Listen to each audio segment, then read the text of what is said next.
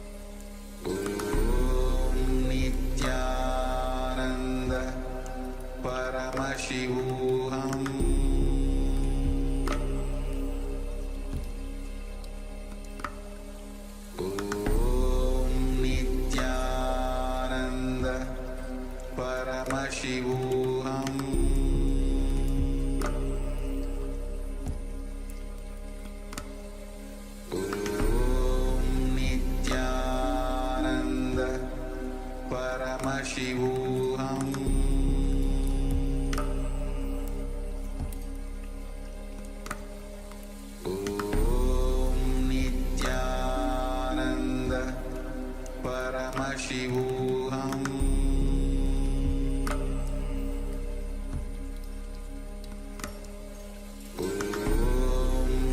Nithyananda Paramashivoham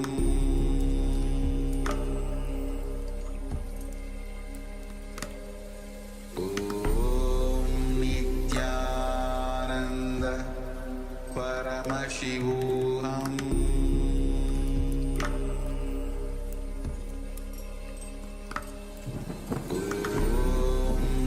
Nithyananda Paramashivoham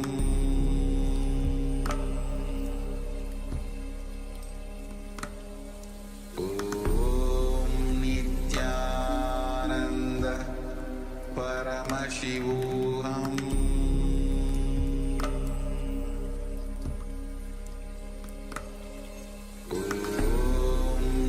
Nithyananda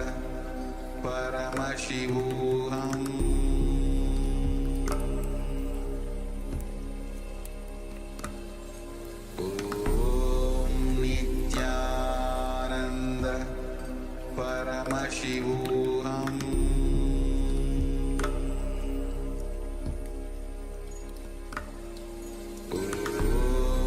Nithyananda Paramashivoham Nithyananda Paramashivoham Nithyananda Paramashivoham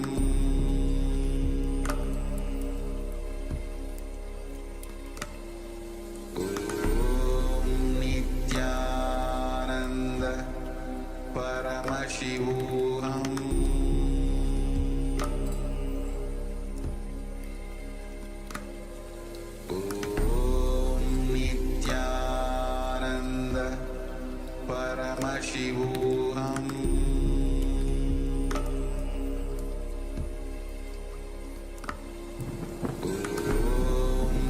Nithyananda Paramashivoham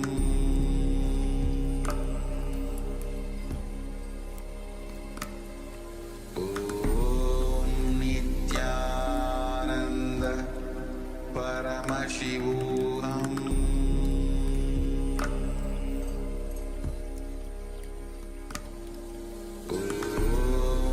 Nithyananda Paramashivoham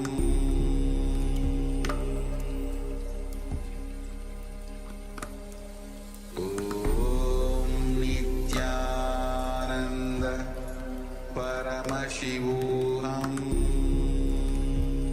Nithyananda Paramashivoham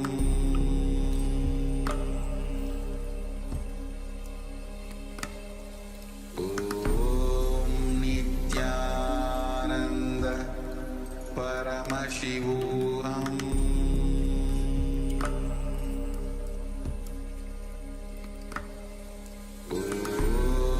Nithyananda Paramashivoham.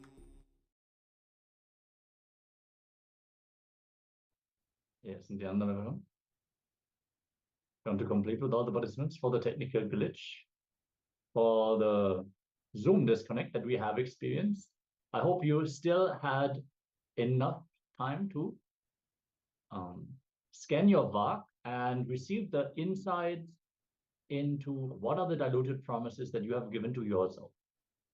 You would like to share some of the diluted promises or any other insights that you have received during this power manifestation, let us know. And for the Chinese translator, if you could maybe inform the other people who have dropped out of the room that they can rejoin, that would be great. Super. So with this, we are going to move on to the next jnana segment of the day, as the whole day revolves around the completion with others, our relationships. In this jnana, we are going to learn about another dimension of Advaita, the non-dual experience. we need to understand not only that our cognitions shape our relationships, but that our relationships fundamentally are not separate from us. We experience ourselves as a person, the other person as a person. We experience the objects around us as separate from us.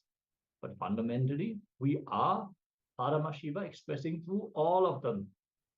So if we can enter into that bhava, that feeling, that understanding, then completing our relationships is not you trying to cope with another person. It is like saying, hey, I hate my hand. No, it is a part of you. It is an extension of you. You need to complete with them. Only then you can truly live. You can truly express all the possibilities and powers that are there. If you deny the existence of your hand, it will not help you in any way. It will not solve any problem until you actually do the completion. So let us enter into this beautiful jnana segment where Swamiji is going to reveal the deeper dimensions of Advaita and completion with others.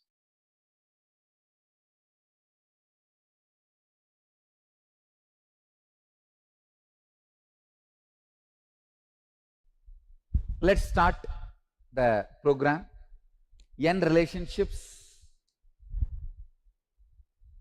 The first statement I want to make, please understand, this is the essence of the whole program. Relationships are not something separate from you. They are extension of you. Please understand. Relationships are not something separate from you. They are extension of you. The way you feel about you, the way you carry you, the things you believe in you, the extension of all this is relationship. For example, if you believe strongly, I am embodiment of love, by more and more love, I only expand, I am not getting exploited, you will not have any disturbance in relationships. It is what you believe as you. It is the extension of you. Relationship is not something outside you. It is extension of you. See, I am not just going to talk about the relationship with your family, with your spouse, with your parents, with your kids. No, I am not just going to touch that. In these 2 days, I am going to give you the formula, relationship with everything in your life. Your health, relationship with your wealth. Understand? You have a certain love-hate relationship with your wealth. That is why you again and again suffer. These spendthrifts, shopping phobia, all this is nothing but love-hate relationship with wealth. When you know this is your limit and you go on spending, it means what? You just don't have a right understanding with relationship. You just don't have a right respect for relationship. You just don't have right connection for the wealth. Whether it is your wealth and all fears are because you do not have the right relationship with the reality. So I am going to work now very experientially, relationship with wealth, relationship with health, relationship with success, relationship with people. Of course, relationship with people are going to be the main theme of the program, but you will have the formula to work with everything. It is not just people responsible for your suffering. It is your ideas. By the end of these 2 days, I am expecting and I sincerely want you to experience transformation, not just the way you relate with yourself and others, but also in your very basic cognition. with which you relate with everything that exists. Understand? The cognition. I am not just working with you all with words. I am working deeper than the words. Your biomemory. See, your biomemory is made out of certain stuff. We call it prana. So I am working in that pranic level. When the work starts, this kind of materialization and all shows that it is a solid proof that pranic connection is established now. Not just two-way video conferencing connection, pranic connection also established. I'll share with you a few researches recently. I was studying, collecting some Western researches to present it to all of you, the scientific researches, how the relationship, the concept of relationship, having right relationship directly impacts your health, happiness, workplace productivity, psychological health, and mainly cardiovascular functioning and decreasing stress levels. People with social ties are 200% risk of dying from heart disease. Please understand. If you are kind of a lonely person, aloof, not much friends, socializing, all that, 200% more possibility for you to die in heart disease. I am just reading out the conclusions. Of course, I am not saying just drink and socialize. If you socialize, have more friends, then less possibility for the heart disease. If you socialize and drink, then I can say 300%. Anyhow, understand only the conclusion. Don't interpret in your own way. Same way, people who isolate themselves and live only in loneliness, their effect of stress on them is at least 3 times more than a person who has a lot of friends. And it leads to quicker aging. If you want to stop aging, radiate more friendliness. That's all. More friendliness. One important thing, when you radiate friendliness, don't pick up others' depression. Next research, some 100 couples were collected by a team of researchers. All of them have been taken to the hospitals, and various number of wounds were created in their hands. Many number of wounds, but for all of them same number of wounds, same depth were created, and they have been sent back. Same treatment, controlled conditions. You will be surprised. The couples who have a happy relationship, couples who have hostility among them, couples who have hostility among them, for them it took 2 times more days for healing the same wounds with the same treatment under the same controlled conditions. They are saying twice. And for example, if a couples with a good relationship, if it took 10 days wound to heal, for the people with hostility who don't have a good relationship, it took 20 days. Then understand, your body, your cells, your biomemory directly respond to the feeling you carry, you experience when you look at the people with whom you are living. I tell you, even if it is little costly, what costly? It is going to cost your ego, that's all, nothing else. At the most, what your spouse is going to expect. If it is your wife, she may expect that you give her little attention. If it's your husband, he may expect you take care of him. That's all. It's not going to cost you. much. It is going to cost your ego. That's the main thing. Understand? But even if it costs your ego, maintaining happy relationship is worthy. And there are 6-7 more researches done by MacArthur study of successful aging conducted by National Institute of Aging and all these researches. I'll just give you the conclusion. Conclusion is people who have this lonely lifestyle, who don't maintain the relationship,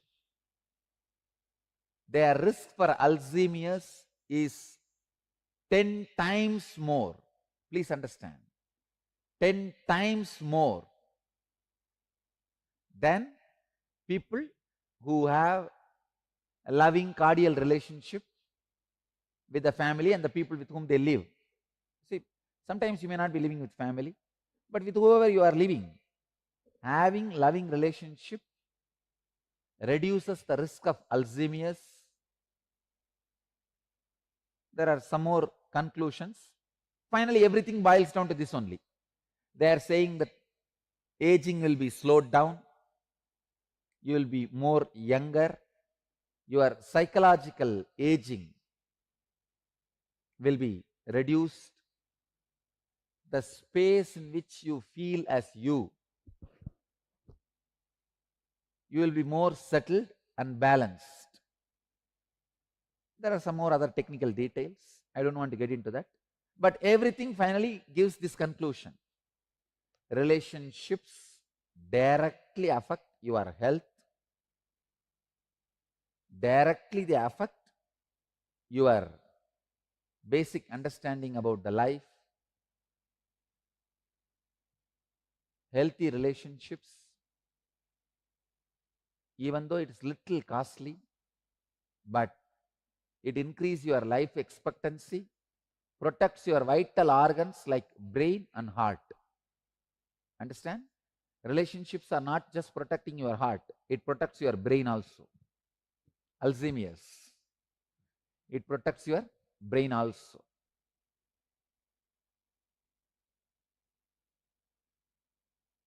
Now I have given you few points why this program relationship.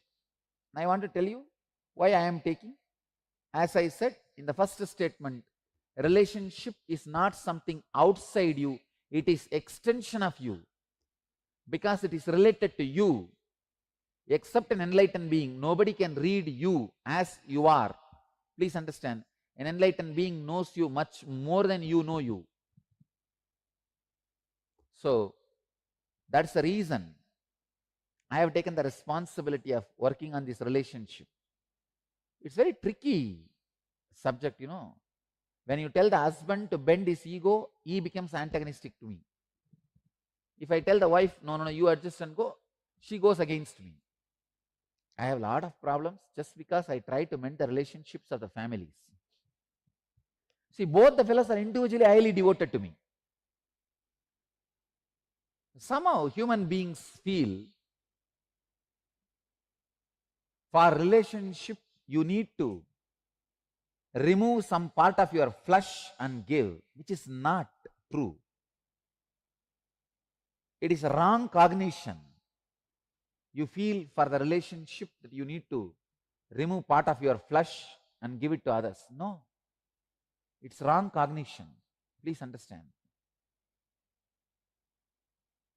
I tell you, go on enjoying your very existence, love, life. You will simply see all the relationships around you is just evolving. And relationship has nothing to do with anger management. Understand? All these so-called relationship programs run by these intellectuals, philosophers, psychologists, psychoanalysts, they all go on talking about anger management and all these, that things. Understand? It is not about the actions you perform between each other. It is about the feeling you carry in you about whole. See, it is all about you, it is not about anger. When people come and ask me, Swamiji, how to manage the anger? I tell them simple solution. After your bust, don't, you see, for example, you shout. After 2 hours, don't go and tell your wife or husband or family, no, no, no, I may shout, but I am very good person at heart. Don't tell all that. Tell them very clearly, I am a bad person. When I am angry, I am a bad person. Just take a stick and beat me and give back. That's it. Tell everybody, give back. Your anger is a clear, calculated risk. Be very clear. It is a calculated risk. When the person gives you back, you keep quiet. So, best way of anger management is tell all the fellows who are victims of your anger, give back. Don't think I am a good person. I am a bad person. When I shout, so come on, you also shout, let us fight. Fight it out. In 2 days, all your anger will disappear, I tell you. You are covered. Be very clear. But you go on believing when anger comes, you are a courageous warrior. When it goes up, goes down, you say, no, no, no, I am a good person at heart. Why don't you look at my heart? All this anger management are this kind of this action-based ideas of relationship management, all is foolishness. Understand? For relationships, only 2 things. 1, break the old pattern. 2nd, be centered on your being. How I am going to make you all do these 2? That is the whole drama now. Whatever is happening, the world, the fact is one thing. How you perceive it, my world, is another one thing. Your judgments, labels, ideas, opinions, interpretations, beliefs, expressions, expectations, memories,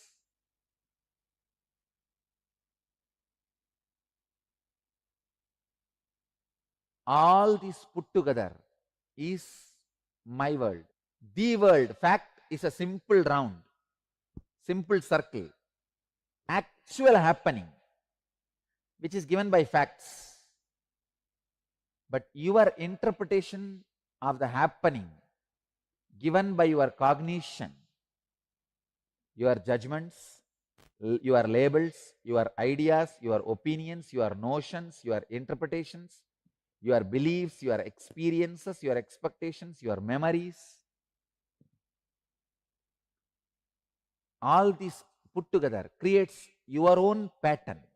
Just today morning I was telling, arthritis is nothing but the pattern you have about you. I want all of you to know, if your mind experiences enlightenment, it will never come back. If your consciousness experiences enlightenment, it will never come back. But your body does not have a permanent safe haven. No. It has to be maintained.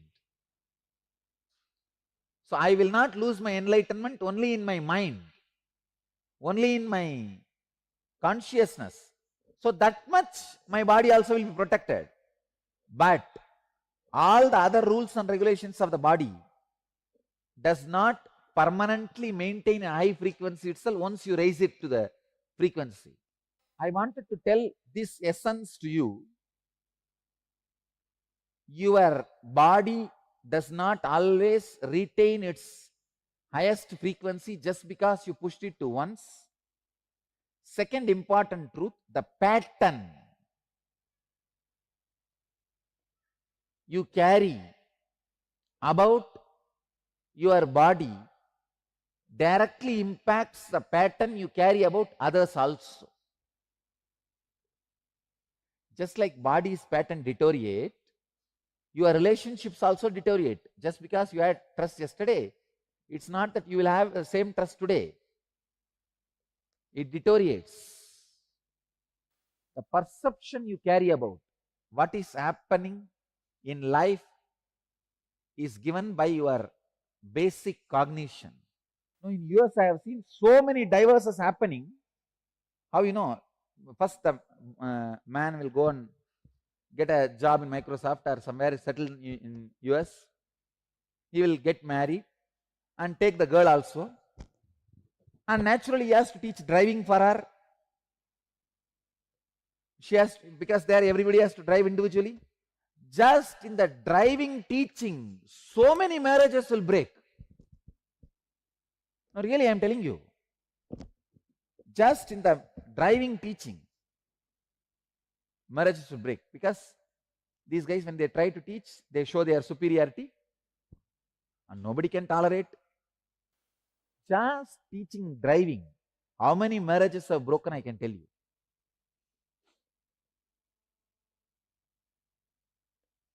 The basic cognition is nothing but the way you receive, process, interpret and respond to any information entering your system through 5 senses. Your perception, cognition. See, this my world and the world, how you miss, how you add and miss which is not there through your perception. You are almost never in touch with the actual happening in your life, because for you, your perception is the happening. Your perception becomes actual happening.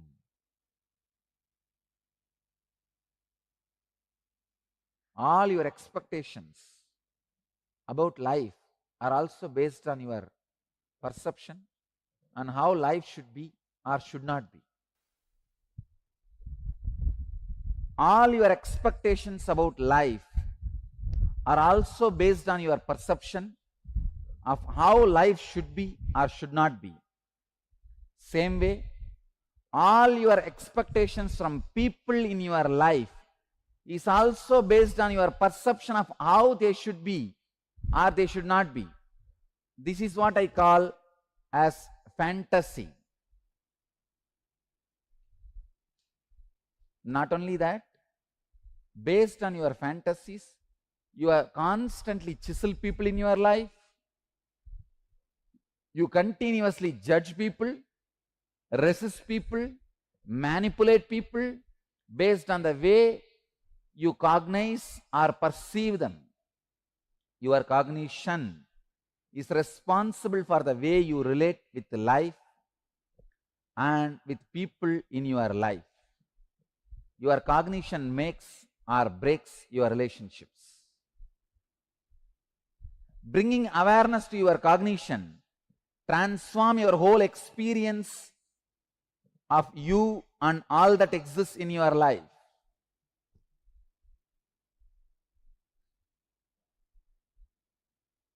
I wanted to guide you into an exercise based on this whole thing. Please understand.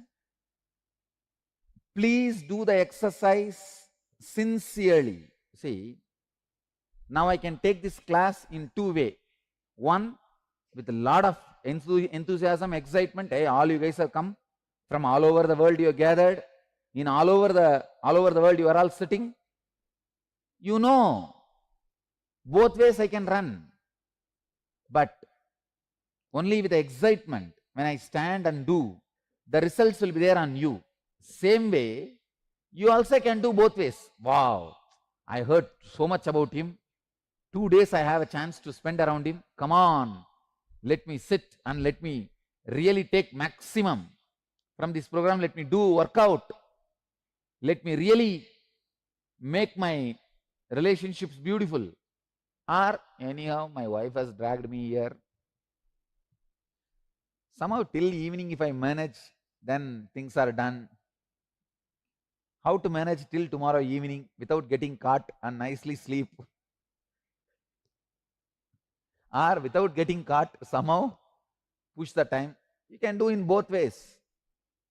You also have choice, I also have choice. Which choice shall we choose? Anyhow, I am going to choose first choice only. I am going to be excited, I am going to do it. Now it is up to you. You are going to choose the first choice or second choice. If you are choosing the first choice, really doing it, then do it. See, the whole program, I made it based on exercise and experiments. Experiential. Because these concepts which I am talking to you, I am talking nowadays every day in satsang. So, all these ideas, you will get it in the morning satsang itself. You don't need to be here for the class. But the unique thing I am offering in the class is these exercises and experiments where I am expecting you to do it. So please do it. In your notepad, make 2 columns with the titles, The World and My World. Describe the relationship you share with yourself. Recollect and write down the first incident when you first related with yourself. Describe vividly what were the very first impressions you had about yourself in your life. First impression I had about myself as a Swami. This Raghupati Yogi taught me, hey, you are a Swami. I said, what is Swami means? Swami means, he described very clearly, all powerful, all knowing. You will not be bound by the ordinary body. I could not understand. But anyhow, I memorized. In Tamil he said, in Tamil, my mother tongue, he said, I memorized. But I can say still, that one concept, oh God, what it has done to me. Write down the actual incident under the world column. Under the world column, write down your cognition about yourself under my world column. Please understand. Write down the actual incident in the world, fact. Write down your cognition under my world column. The 2 column, the world and my world. Describe the relationship you share with your mother and father. Write down the first incidents. You see, if you are brought up by somebody else other than your biological father, I wanted you to write only the stepfather who brought you up. Please understand. I am asking you to write about the father, mother who brought you up, not just who gave birth. Fortunately, for many people, both are same. Biological father only brings them up. Unfortunately, for some people, biological father, mother are not bringing them up. So when you write, you need to write only the people who brought you up. They are responsible for all these things. Describe the relationship with your father and the mother. Write down the first incidents when you started judging and labeling them. What was the incident? What did you think of them and label them as? Describe how your mother actually is under the world column, and how you experience her under the my world column. Describe how your father is under the world fact column, and how you experience him under my world column. Describe under both these columns similarly about the other intimate relationships in your life, your spouse, your brothers, your sisters, your very close friends and relatives. All of you understand? Just take your notebook, make 2 columns, my world,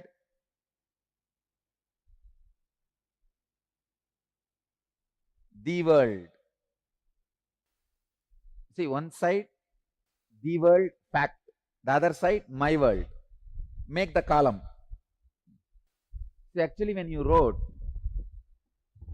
the world and my world, many of your own misunderstandings you will understand. Many conflicts you created, you will know the pattern now. How the conflicts are raised, created in you. Let me listen. Who is ready to come out? And come on. the fact, the world, and your perception, my world.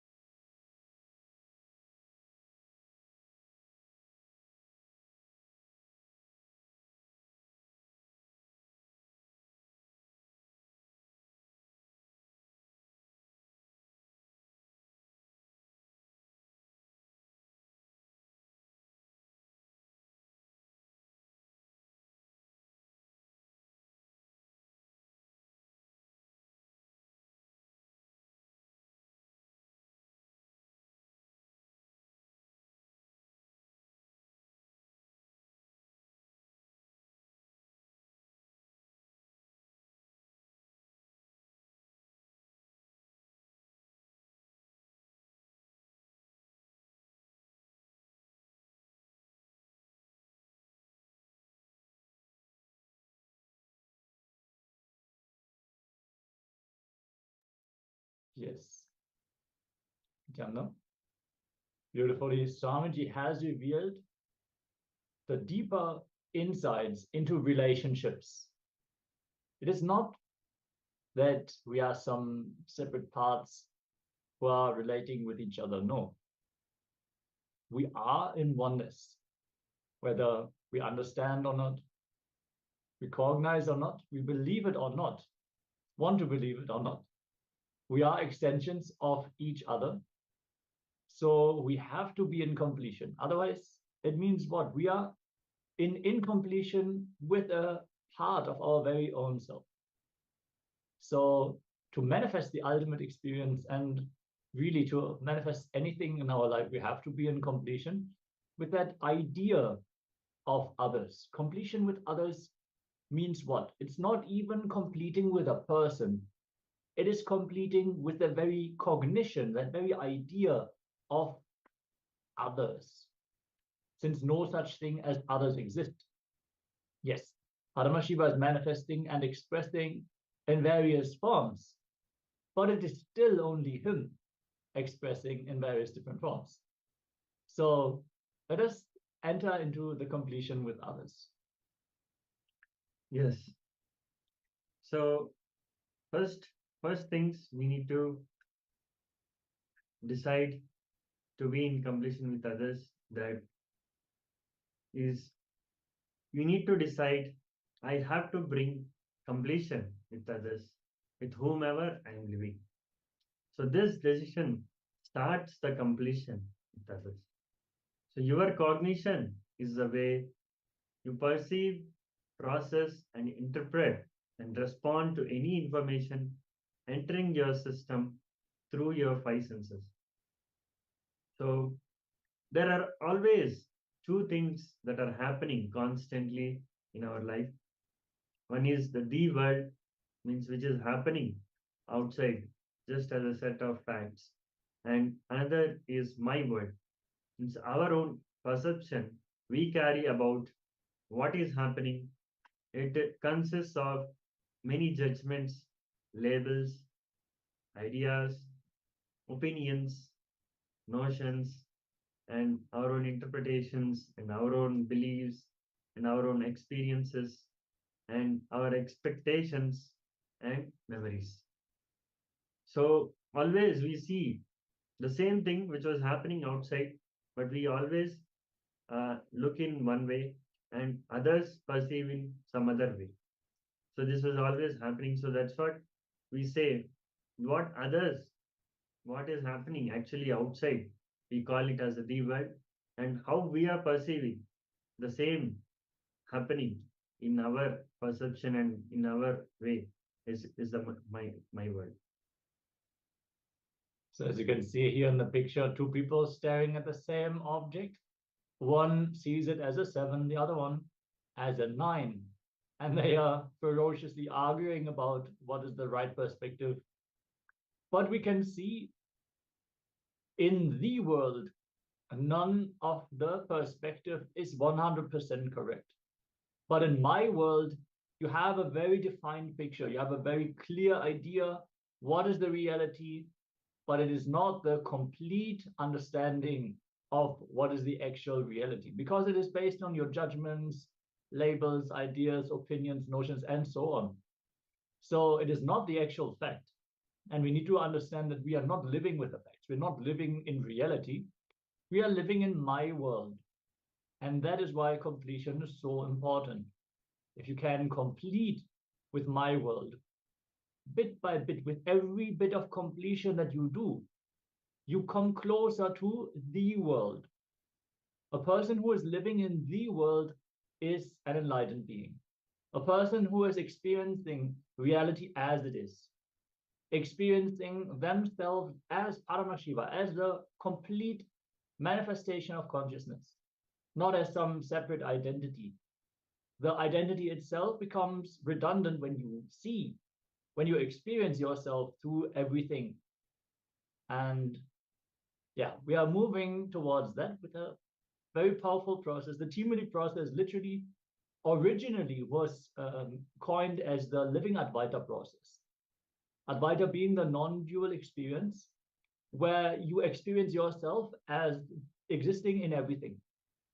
So no separation between the you and the others. There is no such thing. As Swamiji has beautifully shared, even when you do the Ajapa, if you are in Om Namah Shivaya, it is Dvaita. There is Shiva, there is you are bowing down to him. There's Shivoham, which is Advaita, Vishishta Advaita.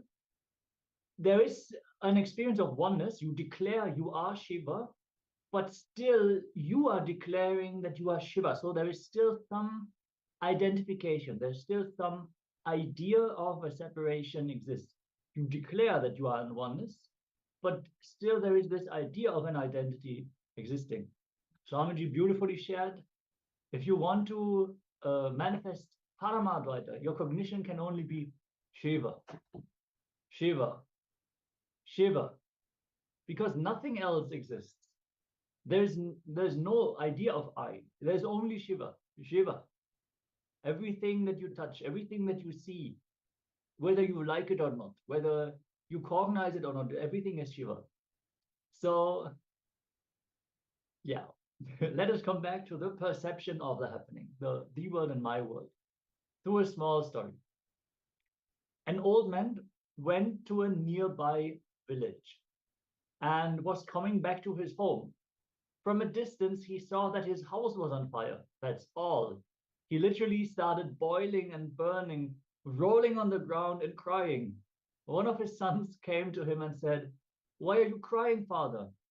The old man said, "Oh, my house is on fire. My house is on fire." The son reminded him, "Don't you remember? Just yesterday we sold the house." Immediately, the old man got up, wiped his tears, and became completely all right. He was okay. All his suffering, his pain, everything disappeared. Everything became all right for him. But in a few minutes, the second son came and told him, "Father, we sold the house, that is true, but the money has still not come to us. We have not yet received the money." Immediately, the old man started rolling on the ground and crying, "Oh, my house is on fire, my house is on fire, my house is on fire." It was the same house burning. For a few minutes, it was a suffering for him. The next few minutes, it was not a suffering anymore. Then again, after some time, it was a suffering. So it is nothing but his perception, how his patterns cognize the happening. That created all the suffering that he experienced. So we can see very clearly it is my world which leads to the suffering. The world can never create suffering. Yes. So why completion with others matters? So in Bhagavad Gita, chapter 4, in Jnana Karma Sannyasa Yoga, in 11th verse, Bhagavan is very beautifully describing whatever form in which you approach me, I appear you in that form. You always see the world the way you are, not the way the world is. So the verse is Ye yadha mam prapadyante tan tataiva bhajamyaham mama vartma anuvartante manushya partha sarvashaha. So beautifully, the Bhagavan Sri Krishna has told that we always see the world as we are, we think as it is, not the way it is actually. Yeah, if we ask people about how they feel about the world, it is so vastly different how they experience the world and what aspects of the world people are focusing on. It is, at this point, it is already scientifically proven that there is so many impulses, so much of information that we receive through our sense organs, but the parts of the information which is processed is minute, not even 10%. So we immediately discard all the information that is coming from our senses based on what we already believe. So there might be a beautiful scenery, but there might be like a piece of trash laying around. Depending on your mental setup, you might only focus on that piece of trash and you might get angry. Look at the people, they are trashing up this place, and you completely miss the entire scenery. So based on our mental setup, we experience every situation of our life, every relationship that we have. So the completion with others is most important if we want to have successful, beautiful relationships. Yes, we are facing some technical difficulties. We're going to continue the session in just a few moments, trying to fix some internet issues that we are facing.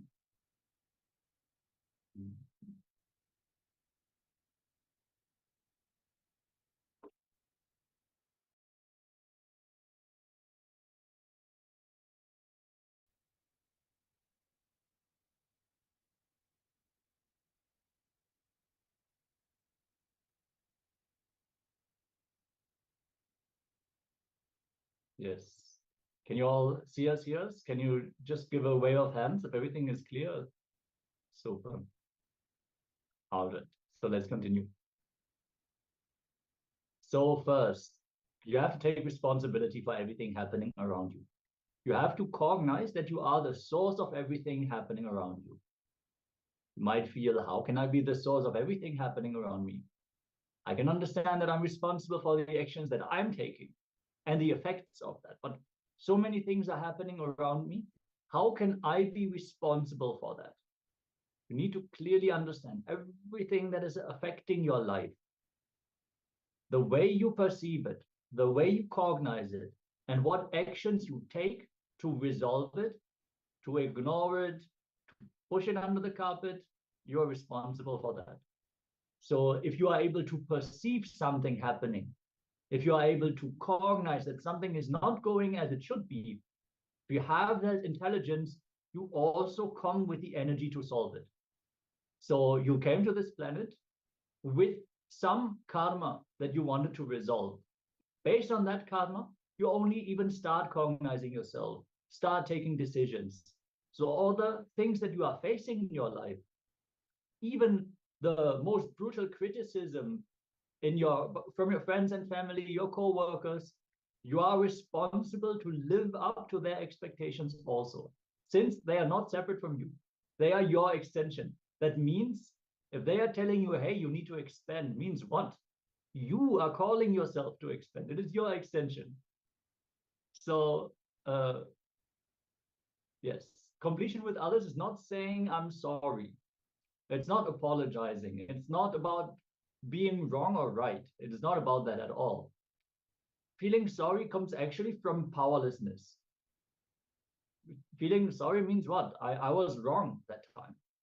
You might not have had the intelligence, or you were ignorant about some of the aspects that were required in that situation, or you maybe just were not aware of what was needed. You might have done a mistake in the other person's eyes, but saying sorry won't make it good. Taking responsibility to now live up to their expectations, that is only what's going to help you and the other person also. So taking responsibility doesn't mean putting the blame on you. It's my fault. I messed it up. All these things are all powerless cognitions. It's coming to the understanding that you are responsible. Means you have to take action to improve the situation from here on. And definitely don't fall into guilt. Swamiji clearly says, even if you're smoking for 20 years and you know you're destroying your health, feeling guilty about this will not help you. Guilt actually is a very powerful restriction on your health. If you're feeling guilty, all the hormones that your body is creating is making you even more sick. So instead, you should drop the guilt and then sincerely look in. What is it that I want to manifest in life? What is it that I'm currently creating with my behavior? And then see where you need to adjust. Take up the responsibility. Do the declaration in front of your family and teamily. If you make the declaration in front of the others, they have an expectation towards you. So then you will naturally feel like making it happen also.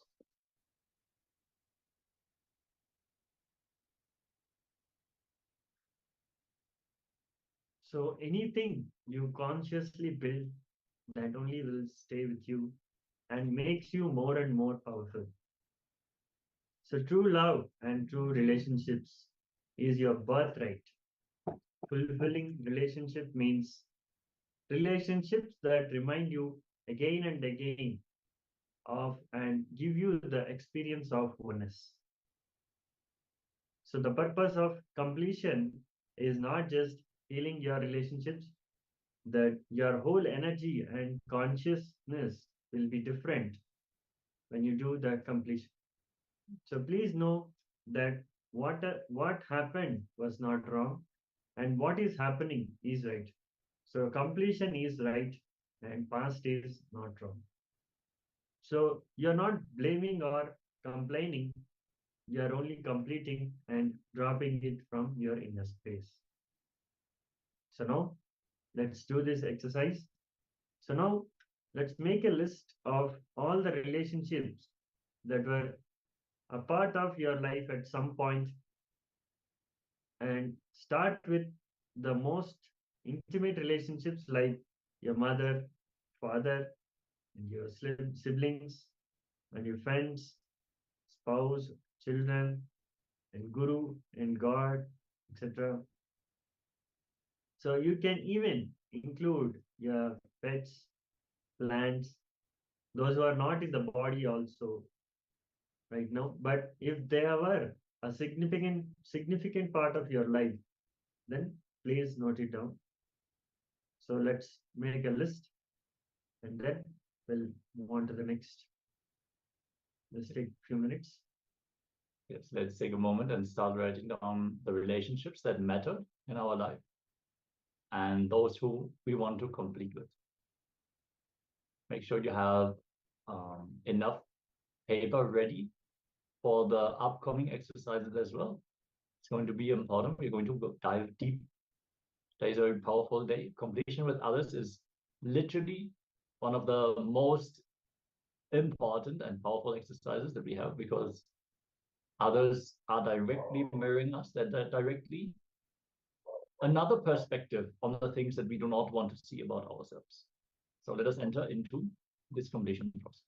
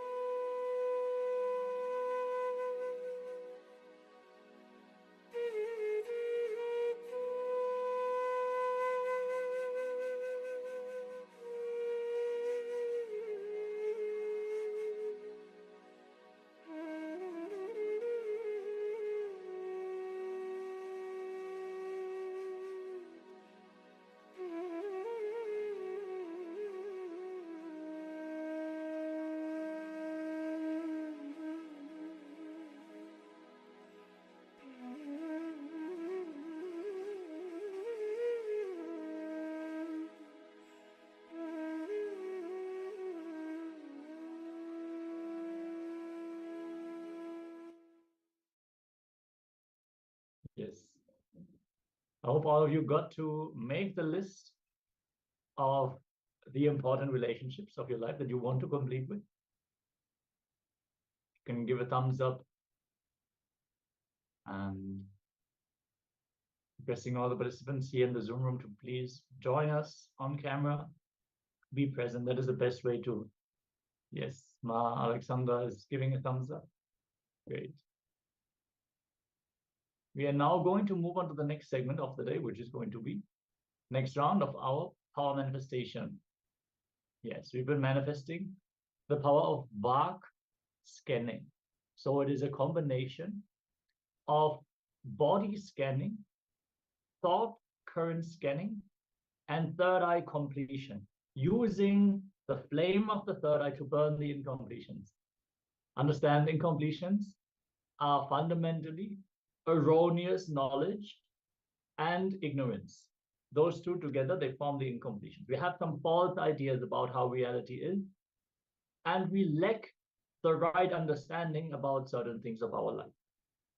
So building the wrong ideas and making our decisions based on these cognitions is what's leading to all problems in our life. Even if we come too late for work, be very clear, it is based on an incompletion, a wrong understanding that leads to certain decisions that you are taking in your life, leading to that incident. Sometimes it is a little difficult to grasp that originally, but if you have done extended periods of completion, you will see patterns in the cycles happening in your life. You will see that things are repeating again and again and again. And then you will understand, yes, there's something that, it has to be something in me that is attracting these things. It is not coincidental. So completion itself is not something that we need to practice for a long time, just as long as it takes for us to enter into the deep restful awareness. In restful awareness, we will not build any new incompletions because we will not jump to those false conclusions. So now we're going to enter into the next round of power manifestation. Yes. So now this round, we are going to do the power manifestation of scanning our own what and see all the diluted promises we give to others. Yes, in the first round, we have looked into the promises that we have given to ourselves and the ones we didn't keep. Now we're going to look into the diluted promises we have given to others. Sometimes we give a word to another person knowing that we are not going to be fulfilling it. Sometimes just in the moment, just to shut them up at that time, there and then, We say, yeah, I'm going to do it. I'm going to do it. But inside, that intention to make it happen is not there. And sometimes we just forget about it. We don't make it our priority. We don't give it at the top of our mind. And most importantly, we do not do the completion. It is okay if we try our best, try to make it happen, fulfill the word that we are given, and we see we are not able to do it, then we have to complete it. We have to inform the person, hey, I tried so hard, I'm not going to be able to fulfill this. So complete with the person before you don't hold your word. That is okay. But many times we would have missed it. And in this power manifestation, we are going to scan our vak. So rest in your third eye. Visualize Swamiji in your inner space and chant the Mahavakya. All the information in the cosmos is available to you through your third eye. So naturally, all the information about your own past, this lifetime, is readily available. You don't need a great memory. You don't need to have a system to remember things fully. No, third eye is there. It provides all the information that is required. And it provides also the solution. And it can also just simply clear the incompletions. With the flame of Paramashiva, the Agni, which is resting in that part between the eyebrows, you can just burn the incompletion. So let us declare completion. Just sit with your head, neck, and spine in a straight line and chant the Mahavakya. Om Nithyananda Paramashivoham. Om Nithyananda Paramashivoham. Om Nithyananda Paramashivoham. Scan your vak for the diluted promises that you have given to others that have made them lose the trust in you, and most importantly, have made you lose trust in you.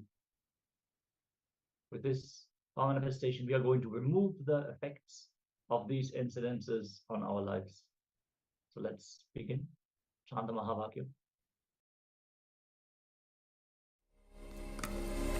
Om Nithyananda Paramashivoham.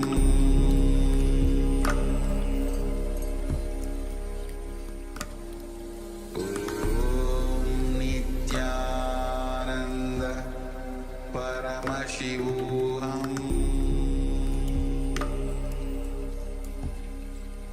Paramashivoham. Om Nithyananda Paramashivoham.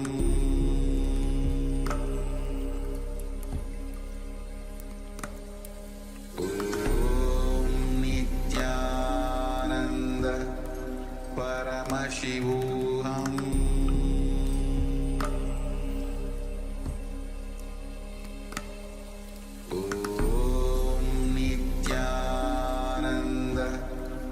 Paramashivoham.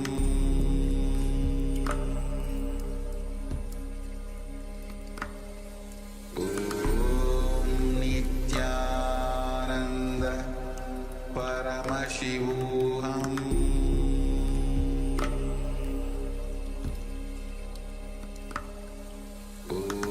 Om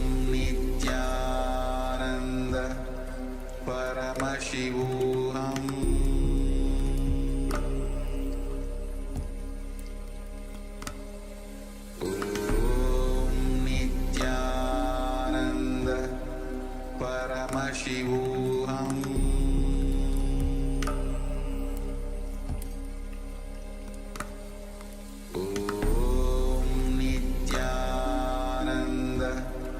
Paramashivoham.